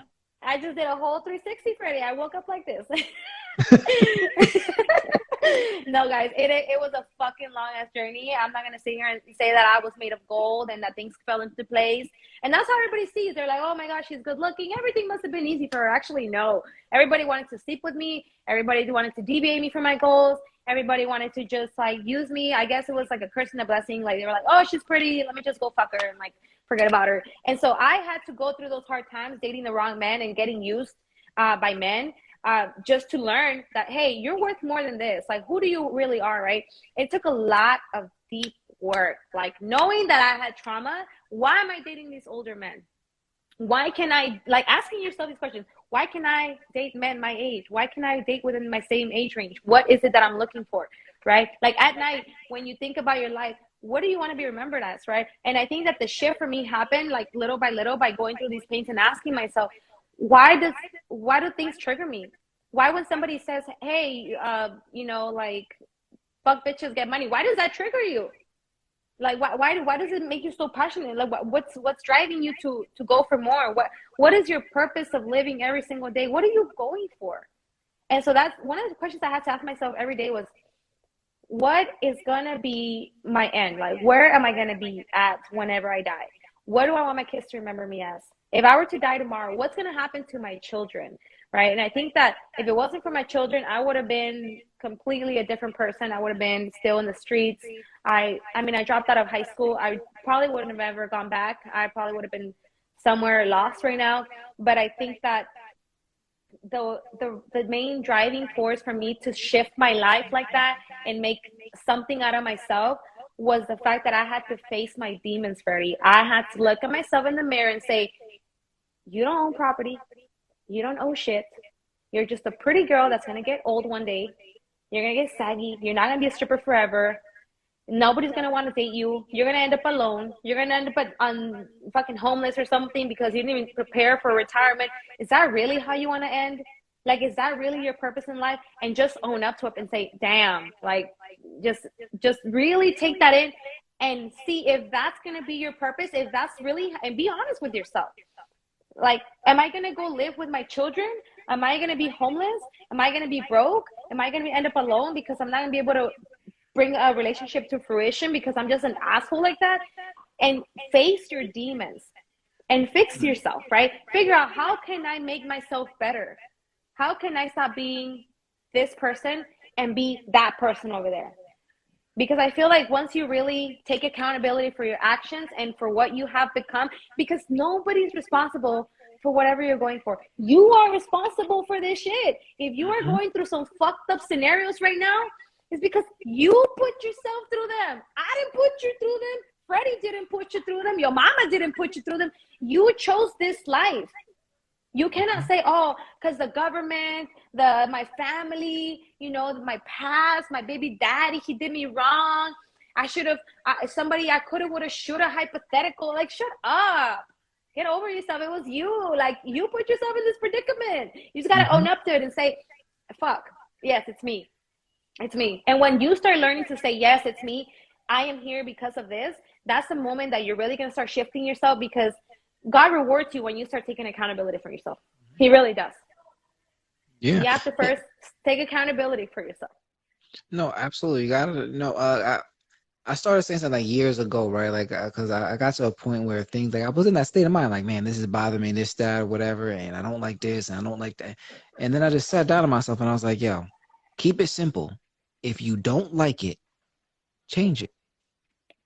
Like, if you don't like it, change it. You know what I mean? And it was like just like that. It was like an aha moment. And you think that it's something that's so simple, right? But people don't realize it because again, they're For waiting to be the saved, right? for the They're right waiting. time. Right. Like and I love this. It was like this joke, right? Where this guy, right? He's out in the middle of the sea and he's drowning, he's fighting for his life, right? And he's praying to God, and then a boat comes by and he's like, hey, listen, do you need a hand? And he's like, no, don't worry, God's gonna save me. Like, all right, comes back another one. Is they dude, no, God's gonna save me. Fine. This guy gets to the pearly gates, right? And he's like, dude, like, God, why don't you save me? Bro, I sent you two boats. Like, I mean, what else do you want me to do for you? Like, you know what I mean? Like, I want to come down here and like, like you have to learn and seek those opportunities, right? Like, yes, I know we want to, and we all ask for a sign, right? We all do that, right? We all ask for a sign. But when you see it, move, take Yep. action, do something about it, right? Like, don't just sit there and like, oh yeah, that's my sign. Everything's gonna get no, it's not gonna magically wave around. You're not gonna wake up and everything's gonna be better, right? You need to really Amen. take action and do that. And as you were going on saying something, it made me realize something with me and my wife, right? I know there's a lot of times where we got into things and she would say this like, this is not the life that I want, right? And Mm-hmm. I was taking it personal in a way, right? Like, and I guess like feeling is more about me, but as you're kind of breaking it down and saying that, like, no, it's just like you said that, like, what do I want of me to become at the end of it, right? Like, Mm-hmm. it's not about, and I guess, and it always happens like that, right? Like, you hear it from somebody else, and it kind of like makes sense, even though you know what I mean? Like, and I guess it's Yeah. kind of like where I'm looking at, just seeing that passion I'm speaking. I kind of I understand a lot more where she's coming from, what she says. That's why I thank you for that, and then being like, and Yeah. so I love about these conversations and man, I know we kind of going over and all stuff. I'm so sorry. I was trying to keep it within the hour, but it's like we're People getting are in still there. tuning in. They're like, Yeah, really? people tuning in, and like I said, this is amazing. Right, like this is a lot of people been asking for this conversation and having it, and I'm so glad to be able to speak with someone who has a lot of things that gone through things that I'm curious about, like the co-parenting and the lifestyle and making those transitions and going up and everything. So I guess going on to like I know like I've introduced you right the fitness, and wellness coach, nutrition coach for women, right? Like For women. specifically for women, right? And is that just mainly because of, do you think is it because you really want to empower women, or do you think it's still more of the hesitation of the fear of the guys part about it, or where does that separation come? Um, I don't understand, man. Men are weird. I mean, I personally, I can train a man. I just don't feel like driven to be like, hey, what's up? Like, wake up in the morning and let's do something, because I don't know what a man goes through, right? I know what Right. women go through. Like, I know that, women don't have time for themselves. We always, as a mother, I'm telling you, we always put each other, like, we put ourselves before, not before, we put our kids before us. We always, oh, who has to be fed? The kids. And guess what? What the kids eat, you eat. And guess what, motherfucker? You start looking like a damn kid yourself. You start looking big. You start looking saggy. You start letting yourself go because the kids are napping. I'm napping. So then your whole day goes by, and then you're sleeping all day, waking up all night, and then you're skipping your meals, and then you're running on 3 hours of sleep because your child was sick. So that's where the woman comes from, because I know how hard it was to be able to not only, I guess you could say, like, dating has saved my life, because I was like, how can I how can I feel confident to talk to men, right? Considering that I was very shy because, I didn't, like, we were talking about fathers. I didn't have a father figure to give me that confidence to talk to men. And when I did, it was my stepdad, and he betrayed me by being sexually abusive to me, right? So I was kind of like pulled away from men. And so I was like, I want to learn how to be confident enough to talk to men. So I thought being hot was going to help me be confident.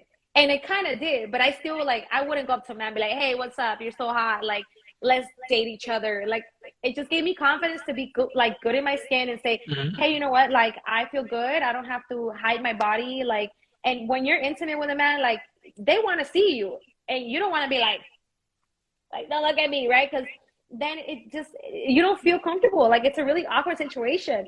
So I wanted to give the same gift to women. I was like, I want you to feel good naked. Like, I want you to go out there and be like, I feel good about myself with or without clothes. As a matter of fact, I don't even have to wear skin tight clothes because I am so confident in how I look under this clothes. It doesn't even matter what people think. Like, I can wear whatever the hell I want, and I feel like every woman should have that power. And once you have that power as a woman and you're so confident, it's so liberating. Like, Freddie, it's just a great feeling when you can wear a sundress and not worry about how it looks. You're just like, you know what? I know how I look.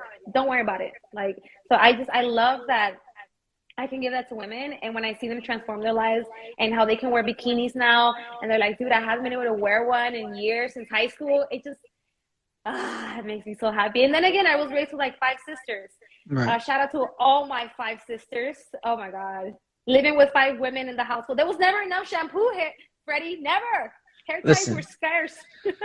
okay. So I used to call my house, right, the Underground Railroad, right? Because my mom and my like everybody who was coming from Puerto Rico, right, to start a new life here would come through our house, right? So at one point there was like 6 or 7 women in the house, So I think that's also true. Like my dad was home, right, and he was there, but he was always to himself, right? Like what I mean, like I'd have to go find his attention, and he, like I said, I thank him the other day because it dawned on me that like what he taught me and what I saw from him was how to provide, right? Like he was just an instant provider. Like if we needed something, he'd go out and hustle, whatever, get it, come back home, and that was it. But if I needed something, I could tell him what I needed, and I would get it, right?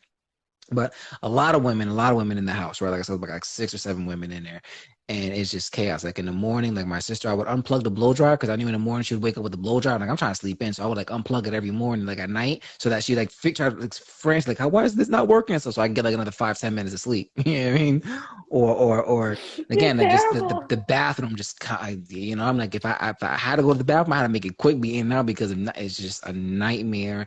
Or like knowing again, like when they would all fall in sync with their periods and all that stuff. Like I went through that for months, so I just knew when it was and the highs and the lows and got to read that. I got so well at reading it. My cousin, my youngest cousin, right? I was sitting there, she was going through these things, and I told her, I said, yo, you gonna get your period this week. It's like, no, you said whatever, stop it. I was like, you gonna get your period this week. You going through all whatever. Couple of days later, like I hear her, she goes to the bathroom, starts screaming for her sister. She's like, oh my God, come here. And I go to the stairs. I told you, I knew it. I called you. So like you just kind of like, But growing up with women is a different experience. When yeah, when men talk about like being raised with women, it's different. They know. They're like, hey, I'm sorry. Like, do you want like some Tylenol? What do you want? Like, they're more understanding and more capable of comprehending what goes on in a woman's life. Because it's not mhm. easy being a damn woman. Let me tell you, we push out a whole ass human, and then we're still expected to look sane and have a regular life and juggle a kid. And so if men could just get in our shoes, and I feel like COVID taught us a lesson of how to be a mother, because we all had to be home for 9 months. I don't know in your state, but in our state, we have to be locked up for 9 months. Now imagine doing that whenever you have a child. You have to stay home. You can't go out. You can't go drinking because you're always feeling sick. Like I was home. that's exactly how it feels to be a damn mom all day. So imagine doing that for the rest of your life for 18 years. So shout out to all the stay-at-home moms and all the women that are pregnant. Y'all need to be more, not y'all, but people need to be more sensitive to what women that are struggling with pregnancy go through because it's so hard. Like on a woman's body, we go through everything. Unwanted hair, heat, strokes, all this shit. It's just, it's messy. It's really messy.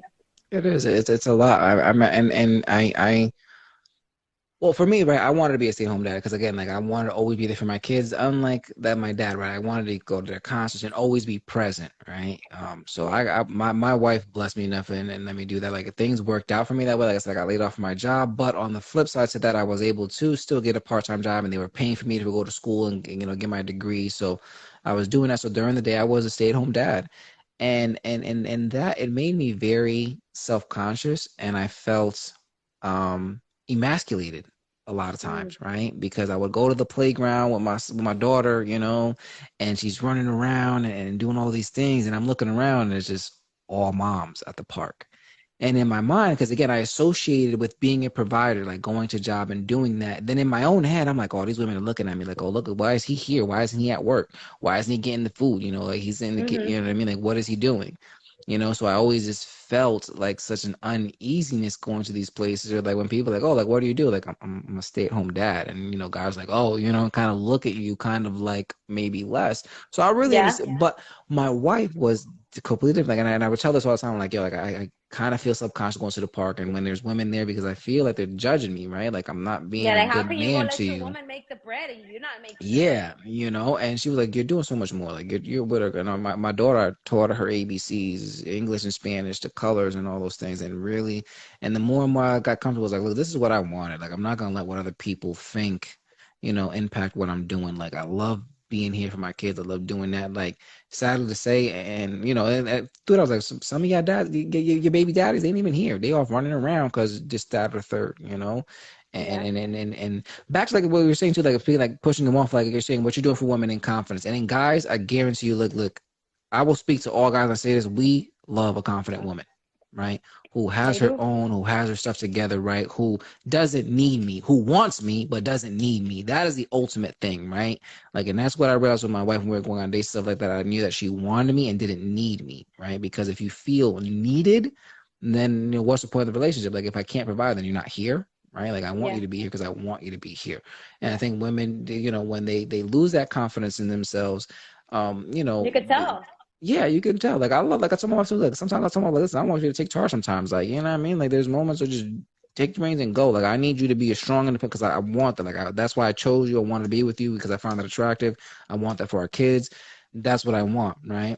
When a woman isn't that confident on stuff, then they get treated differently, right? They don't get treated with the same respect, right? Because they're not Hmm. respecting themselves ultimately, right? Like, and Yeah. that's what it comes down to. What you're doing with that and empower women, I think it's amazing, right? They need to have that Yeah. confidence, but also, like you said, right? Because I think the balance of that is teaching to have that confidence, right? But even for yourself, learning to be a bit submissive, right? Learning to give up a little Yeah. bit of yourself, right? Because it's needed, right? And it goes for both sides. Like us guys, we do give up a bit of ourselves, like, to be in this relationship, and it should go vice versa, right? We need to feel control and give control.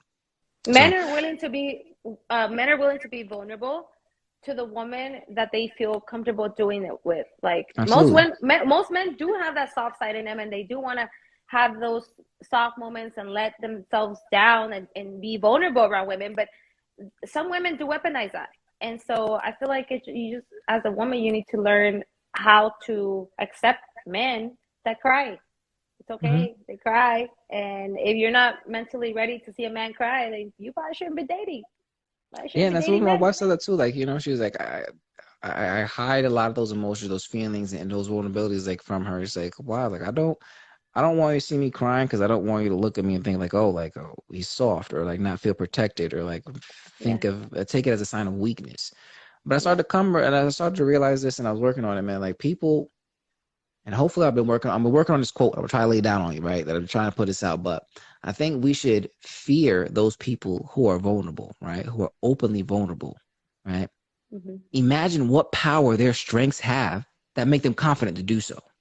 Mhm. You know what I mean? Like, how confident are you and how strong you are in your strengths and the things that you are good at that you're willing to say and give up my vote? Like in 8 Mile, right? When Eminem went out there and he's like, "Oh, this I'm a white rapper. I'm this. I'm taking away all Mhm. my vulnerabilities. I'm putting them out there. Now what you got? How you gonna beat me?" Yeah.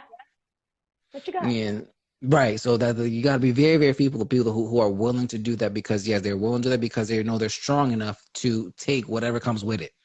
Those people have faced their demons enough to that nothing can break them. Nothing. Exactly. Nothing. Exactly. So, I mean, look, this is absolutely one. I love this conversation so much. Thank you so much for joining me. As we wind down, I got two last questions for you. I'll let you go because I Mhm. wanted to be very, very respectful for your time. Of course. But number one, right, with everything that you've been through and, growing up in your life and your experiences and stuff, what do you think has been the best advice you received so far? Oh shit, everybody's giving me advice. Let me tell you one thing. Parenting advice, don't give me none. I still raise my kids the way I raise my kids, and ain't nobody gonna give me parenting advice. But I would say like advice that someone has given me. I always ask old people for advice, like old people, like 70, 80-year-old people. And Hmm. I just sit down and I talk to them. And if you're a young person and you didn't have like a good familiar structure with like parenting, or your mom or your dad was always at work, whatever, and you're like me, talk to old people. They're gonna give you the straightest fucking answer, and they're not gonna sugarcoat it because you don't mean nothing to them, first of all. But talk to them and ask them, what were you doing at the age of 24? And most of them said, well, I was doing this. I'm like, is there something you wish you would have done more of? And they always tell me, I wish I didn't give a fuck what people thought about me. And I'm like, got it. And every time I asked them, every time they told me, I just wish I didn't care what people thought about me. And let me tell you, I've been on a few other podcasts. Mike Tide Radio actually asked me this. He said, like what, you just very free. You don't care what people think. I'm like, I don't give a fuck. If you don't like me, you don't like me. That's cool. There's somebody else out there that really does fuck with me, and they rock with me, and they'll just support me because of who I am. I'm real. I'm not gonna sit here and lie to you and pretend to be something I'm not. Like I'm not. Like I can't. How can I do that to you? So be real with yourself. Don't you should just not care what people think. At the end of this is one thing that one of my coaches, Steve Warner, taught me, and it's like this tool. He did psychology, one of his majors, and he said the way to get over that is by think about it, because it was my fear of public speaking, right? He taught me how to public speak, and he was like, Maria, and he said this, I quote, he said, Maria, you're not the main character in anybody's story. Okay? At the end of the day, you remember it a certain way in your head because you're judging yourself. The person that was in front of you or inside of you, they remember it as their version of you. Okay? And if they have a bad perception of themselves, they're going to mirror that onto you. Okay? So everybody has a different perspective of you. Because if somebody says, oh, she thinks she's a show off, that's because they're insecure within themselves. That has nothing to do with you. If the other person says, "Oh my gosh, she's like super hot," whatever, it's because that person just is really confident within themselves, and they just recognize it. So everybody has a different version of yourself. What version of yourself do you have? And think about it. Everybody has their own life. Everybody's gonna go home at the end of this scenario, and they're gonna go about their day, and they're not even gonna remember what you said. They're only gonna remember like one or two phrases. But other than that, you're not the main character in their life. The world does not revolve around you. Get over it. And I was like, oh, cool, man. Like, I don't give a fuck. So, like, Yeah. I learned to, like, just not care.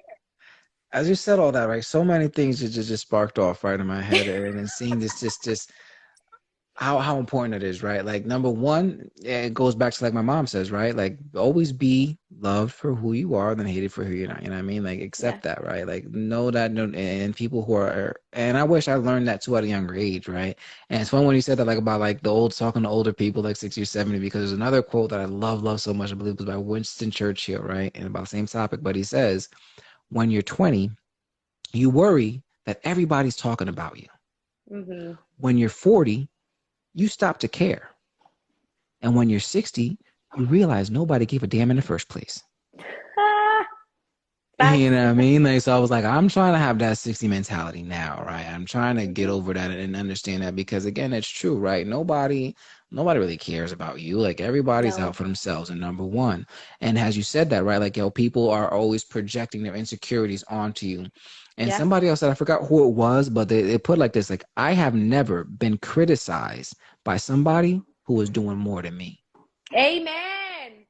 Amen. Out of all the millionaires that I've met in all these conferences, ain't no millionaire ever told me, Maria, you're too damn confident. Like they're like, hey, you did good. Like, hey, you know, and it's true. People that are doing better than you, they're not gonna try to tear you down.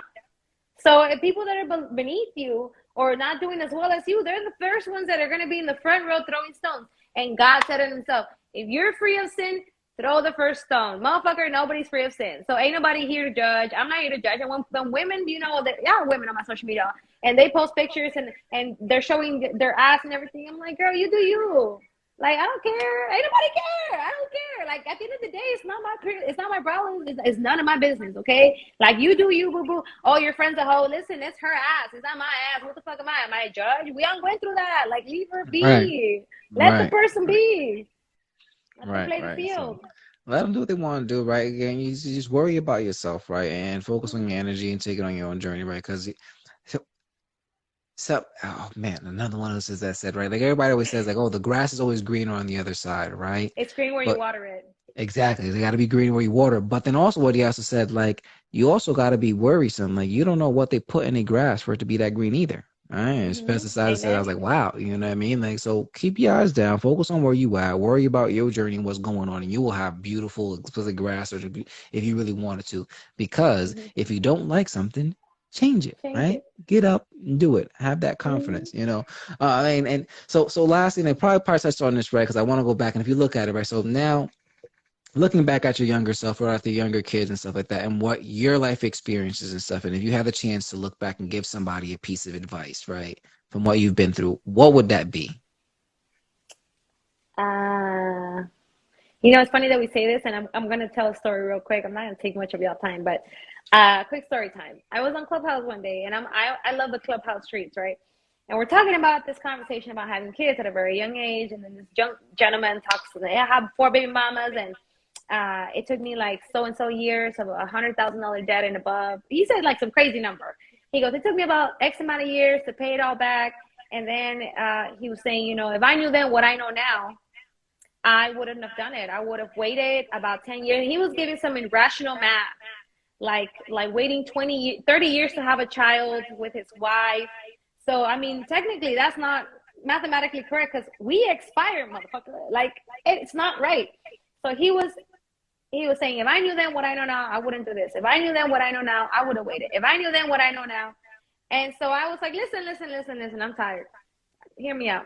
If I knew then what I know now, I would do it all over again. Because all those lessons that it taught me how to be a mother at a very young age, how I had to learn how to embrace and be an adult and say, hey, you know what? I'm going to be a parent because this is the life that I chose. I made this decision.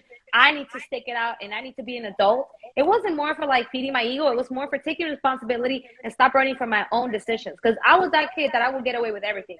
And so the day that I stopped running away from myself was the day that I took accountability. So if I had a piece of advice for my younger self was keep on taking accountability because your work is not going to go unseen in God's eyes. He's going to see that you're taking responsibility. And when you start taking accountability for all of your actions and start really seeing you for who you are and saying, hey, what I did led me here. What I do now is going to lead me to my next path. That's going to be how your life is going to play out really, really well because you're not going to be running away from your own demons. You're not going to be running away from your own situation. So my advice to my younger self is stay accountable. Stay accountable and stay consistent. Don't run away. Because I feel like a lot of times we try to run away from our own actions and we try to blame it on everyone. And then it's like we end up in this huge mess. And we are like, it wasn't me. It was destiny. I was minding my business. And it's really not minding your business when you're the one that's making these decisions for yourself. Hmm. Taking Yeah, I think accountability. that is huge, right? I think we see it so much. I think with these younger kids and this new generation where it's just so easy to blame something else. Like, oh, it was a TV show, it was this, it was that, it was the music. You have your own mind, right? You make your own decisions. Like everybody says, nobody put a gun to your to do anything, right? No. And I think I want people to I think that's kind of where we're going at too. Like you can't live with regret, right? Like there's Mhm. no point in living with regret because I would say, Sue, at that moment in time, that was exactly what you wanted to do. That's exactly what you needed for you That's to be exactly what you here. wanted to do, right? You know what I mean? And if you Mhm. didn't go through that, and if you didn't experience, then you wouldn't learn the experience. You wouldn't see these outcomes. Like, You wouldn't be the person you are today. That's why hmm like it didn't I don't want to say trigger me, but it was like, wait a minute, like why would you say if I knew then what I know now, you know? For me it's like when you say that, it's like you regret something. If I knew then what I know now, like I don't like don't tell me wrong. Like if I knew then what I know now, I probably wouldn't be here being a keynote speaker. I'll probably be a freaking doctor. Hello. But I feel like the way it played out, like the way I see my whole life, I'm like, it had to happen that way. If something so small would have changed, I wouldn't be here telling this story to someone on Instagram on your channel that needs to listen to me, like that needs to snap out of it.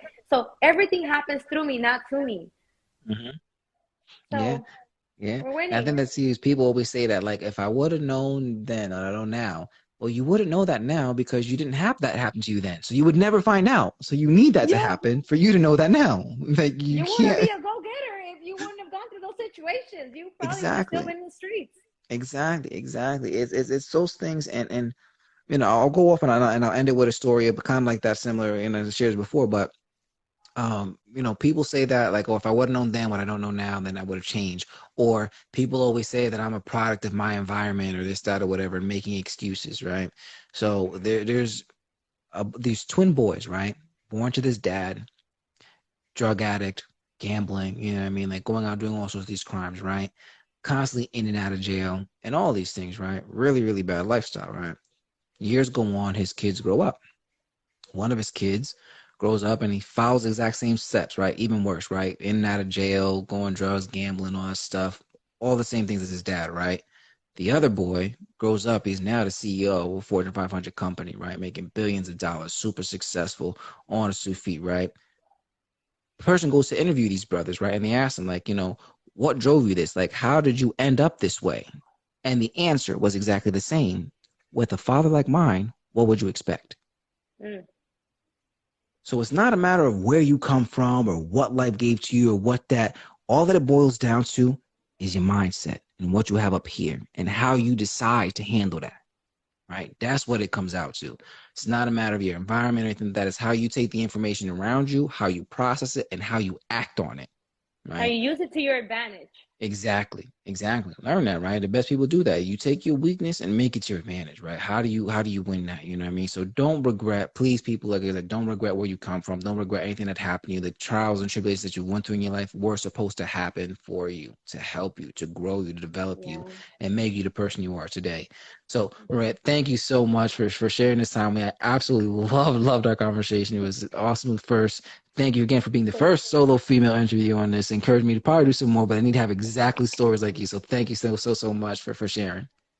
Of course, it was a pleasure. It was all mine. I appreciate you sharing your platform with me to share my story, and hopefully that somebody he listens to this and gets empowered to change their environment and change their future, and they can reach out to you and say, you know what, Freddie, I heard this one story from this one girl who crossed the river and had 2 kids. She was an immigrant, and somehow she made it. So if she can do it, so can I. Absolutely. And that's the goal. So thank you so much. And everybody, ladies out there, if you're looking for fitness or nutrition help or somebody to talk to, please reach out to Maria. I'll make sure I'll have all her links and stuff to tag out to her and reach out. She does Q&A by 2 o'clock right at your time. Right? It'll be three Yep. here every Tuesday and Friday, is it? Monday and Friday at Monday 2 and Friday. p.m. Sorry. Yeah, at 2 p.m. Central Standard Time on Instagram. We do live question and answer. We talk about fitness, getting the nitty Absolutely. gritties. Absolutely. There you go. So if you didn't get enough of Maria here, definitely catch her on Mondays and on Fridays, 2 p.m. Central Time, and ask her any questions. And thank you, everybody, for joining and listening. As always, no matter who you are, no matter what you've done, your big brother loves you. Stay blessed, everybody.